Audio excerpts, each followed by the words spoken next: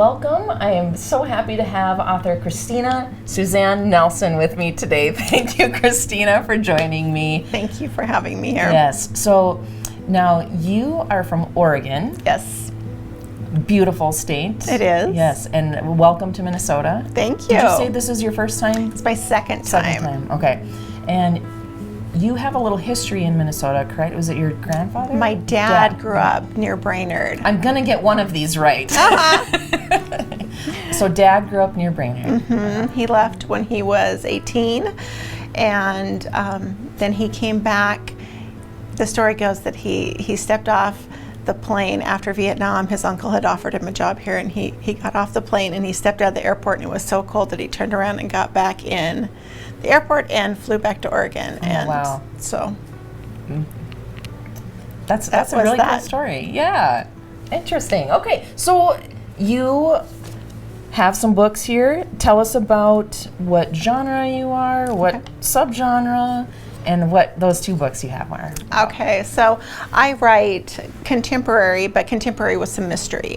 So they tend to be mystery that has a real deep character development. So my latest novel is What Happens Next? And it is the story of Heather, a 10-year-old girl who goes missing at the end of the summer of 1987. And Heather had this best friend that summer. She and two other kids hung out riding their bikes all over, just being kids of the 80s. And at the end of the summer, the friend had to leave town and didn't know that anything had ever happened. So she comes back to do a podcast about the case and draw attention to it. And all sorts of things unfold. Okay. And it just might be a little bit more personal to her than she thought. Oh, wow. So it was a lot of fun stepping back into 1987 because Heather's point of view runs through that summer. So. Okay. Any leggings and... Oh, yes, leggings and with leg warmers. That's what I meant, leg warmers. Pop yes. rocks and Jell-O salads and... LA Gear gel, hair gel. Yeah, and boom boxes and the whole bit. Yeah. Awesome. All right, and what's your other book here? So this is my sixth book. I think this is my fourth, but this is probably my favorite. So, well, I don't know. I really like this one now too. I didn't think authors had favorite books. Oh, they totally do. Don't let them tell you that. So this is actually a story that's really close to my heart because we've adopted from foster care 4 times. And thank God bless you for that. This is the story of 2 twin sisters who are separated because their lives go very different ways, and the niece and nephew of one of those sisters comes into foster care, and she's asked to take them, and she's never met them before. And it deals with that childhood trauma and what does it look like when you're dealing with addiction in your family. And one of the reasons that I really like how this turned out is because I followed the twin who's struggling with addiction through her journals, so we could see that she was more than just that dependency, and we could get a little glimpse of her heart and a little view of how deep that struggle is for people. Yeah. So what is this? I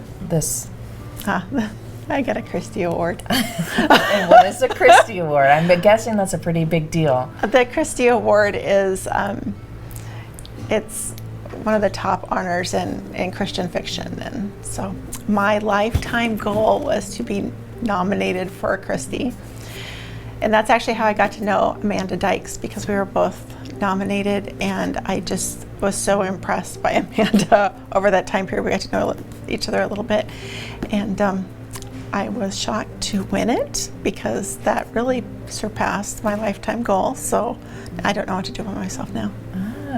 Well, congratulations. Thank you. Yeah. So what inspired you to write and to write the stories that you do? So I was raised part of the time by my grandparents. They were a couple who chose to be my grandparents.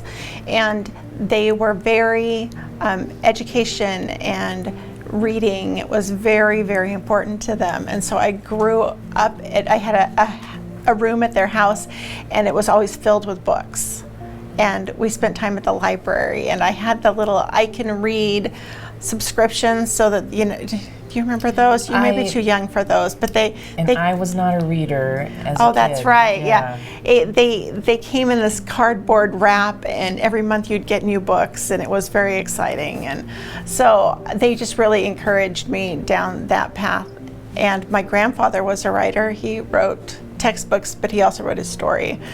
So I think I just fell in love with it then, but I didn't really think I could do it until when my grandmother passed away. When she was near passing away, the hospice nurse asked me what I was going to do afterwards. And I had 4 little kids, and I was homeschooling, and I was taking care of my grandmother. I had no idea what I'd like to do, what I used to like to do, or what I would want to do afterwards. So I said, write a book just to have an answer. And I did it, and I loved it, and so I keep doing it. So how many years ago was that? About 15 years ago, I think. Awesome. Yeah. You know, I think, and maybe I'm the only one that thinks this, but sometimes I think you have to start something right away to be good at it, you know, and oh, yes. You know, like I should have started writing when I was 10, you know, or something. You know, I need to play guitar when I'm 5, or, you know. Yeah. So that's great. Not that you're old. I didn't mean that. Well, I'm not young. But you're not old. So how about authors that inspired you? So many. We were talking about this last night.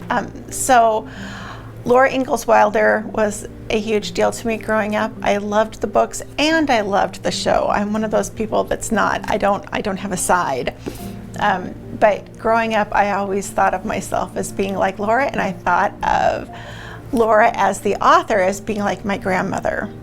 So, and my grandma was like my best friend. So I just loved her, and I loved how, I mean, she's somebody who didn't write when she was young. She did it later.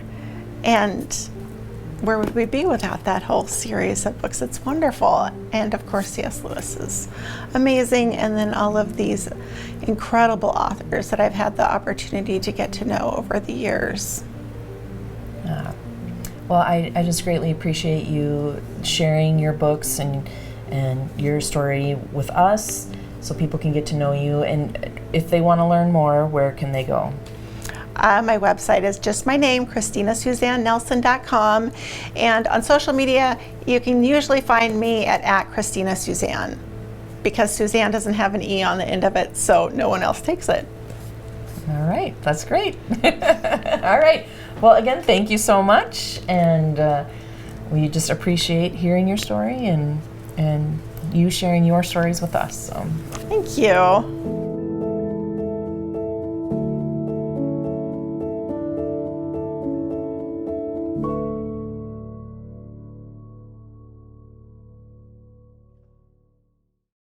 We'll go in 3, 2, 1. Wait, Suzanne, not Susanna. Suzanne. Suzanne. Okay, 3, 2, 1. Welcome, and I have the pleasure of having Christina and oh, God. I'm so glad you do that.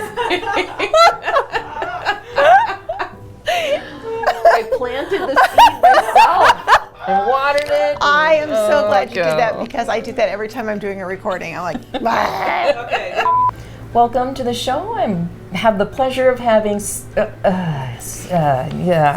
is like I was doing Gabrielle's last time and I could not get her name. Gabriel, right? Gabrielle, yeah. Okay, Gabrielle. Gabrielle, yeah. Gabrielle, okay. Yeah. Right now I'm here with author, oh God.